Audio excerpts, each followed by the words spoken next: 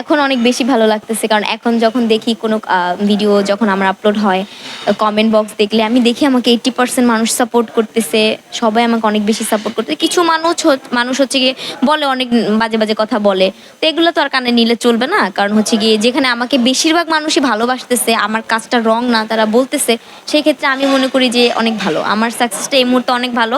আর আমি চাই যে যেই মেয়েগুলো এখন, এরকম অনেক মেয়েরা আছে যারা হচ্ছে গিয়ে ধরেন যে নিজেদের কাজগুলো মানে নিজেদের ট্যালেন্ট, এই যে কারণ সমাজের কারণ, ফ্যামিলির কারণ, কে কি বলবে, এগুলা ভেবে মেয়েরা হচ্ছে গিয়ে করতে পারছে না। আমি চাই তারা সবাই করুক, আমাকে দেখে তারা শিখুক যে না, আমরা যদি চাই এইসব কোনো কিছু কোনো ম্যাটার না, কে কি বললো, কে কি করলো, কে আমাকে বাধা দিল। আপনি আগাবেন, আপনাকে হাজারটা মানুষ আটকাবেই, এটা স্বাভাবিক বিষয়। তাই বলে যে আমিও আটকে দাঁড়িয়ে থাকবো এমন তো কোনো মানে নেই। আমি যত তাড়াতাড়ি সম্ভব, আমি যত দ্রুত সম্ভব এগুলোকে পাস করে সামনে আগাইতে পারবো, তত আমি বেশি সাকসেস পাবো। আজকে আপনার এইচএসসি পরীক্ষা দেওয়ার কথা ছিল, পরীক্ষা দিতে পারেন না, ক্যারিয়ারের কারণে হোক আর স্বপ্নের কারণে হোক, কেমন অনুভূতি, এটা নিয়ে খারাপ লাগছে কিনা? এটা নিয়ে হ্যাঁ, কালকে রাত থেকে আমার খুব বেশি খারাপ লাগতেছিল। আমি কালকে রাত্রেও খুব বেশি ডিপ্রেসড হয়ে গেছিলাম।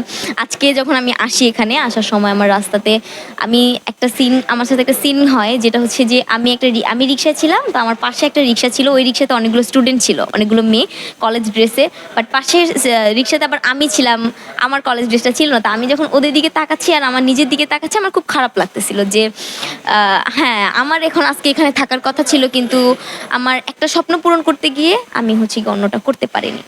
বাট আমি অ্যাজ এ আপনাকে যেটা বলছি যে স্পেশাল পারসন, সে আমাকে বুঝাইছে, কালকে রাত্রেও বুঝাইছে, এখন আমাকে রোজ বুঝাচ্ছে যে কিছু না, হয়তো বা কিছু পাইতে গিয়ে আমি কিছু হারায় ফেলছি, কিন্তু আমি যেটা পাইছি এটা আমার অনেক বড় কিছু, এটা কেউ পাচ্ছে না।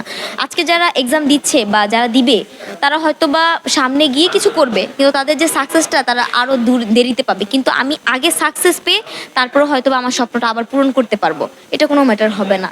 তো খারাপ লাগছে, কিন্তু আবার ভালো লাগছে ভেবে যে আমি পেরেছি। এটা নিয়ে কত দূর যাওয়ার ইচ্ছা আসলে? এটা নিয়ে এই যে বললাম যে অ্যাজ এ আমার নিজেকে নিয়ে গল্প বানানোর ইচ্ছা, আমি চাই আমার যে লাইফ স্টোরিটা এটা সবাই জানুক। তো সেই ক্ষেত্রে আমি চাচ্ছি যে আমার ইচ্ছা অনেক বড়, আমার ড্রিম অনেক বড়। এটা হচ্ছে যে বাংলাদেশে যে টপ ভয়েস আর্টিস্ট আছে তাদের মধ্যে থেকে একটা জায়গাতে আমার নামটা ছোট্ট করে লিখাতে, যেন আমার একটা ওইখানে একটা পরিচয় হয়। এটাই আমার ইচ্ছা, আর কোনো ইচ্ছা নেই। আপনি যেহেতু একদম শুরু থেকে শুরু করেছেন, আপনি যারা এই যে মিমিক্রি করতে চায় তাদের ক্ষেত্রে কি বলবেন, মানে কিভাবে শুরু করবে? আমি তাদের ক্ষেত্রে বলবো, যারা মিমিক্রি করতে চায় তারা হচ্ছে কি অবশ্যই এই মিমিক্রিটা নিজের ভিতর থেকে আসে। কখনো কোনোদিনও মিমিক্রিটা আমরা চাইলে যতই চেষ্টা করি না কেন, কার্টুন যে মিমিক্রিগুলো আমরা শিখতে চেষ্টা করলেও শিখতে আমরা পারি না, কারণ এটা আমাদের গলার ভয়েস টোনের উপর ডিপেন্ড করে। তো আমরা যদি শিখতে চাই আমাদের নিজেদের যে ট্যালেন্ট, আমরা চেষ্টা করব শুধুমাত্র ভয়েস না, আদারওয়াইজ যাদের যত ট্যালেন্ট আছে তাদের ক্ষেত্রেও আমরা চাইলে এটা চেষ্টা করতে পারবো। সময় নিব, আস্তে ধীরে শিখবো, শুনবো, মনোযোগ দিয়ে আগে আমরা শুনবো, তারপরে আমরা চেষ্টা করবো যে এইটা আমরা করতে পারতেছি কিনা, এই কথাটা, এই ভয়েসটা আমি বের করতে পারতেছি কিনা। তো এইভাবে করলে আমরা যদি সময় নিয়ে করি, আমরা অবশ্যই সাকসেস পাবো, আমরা শিখতে পারবো।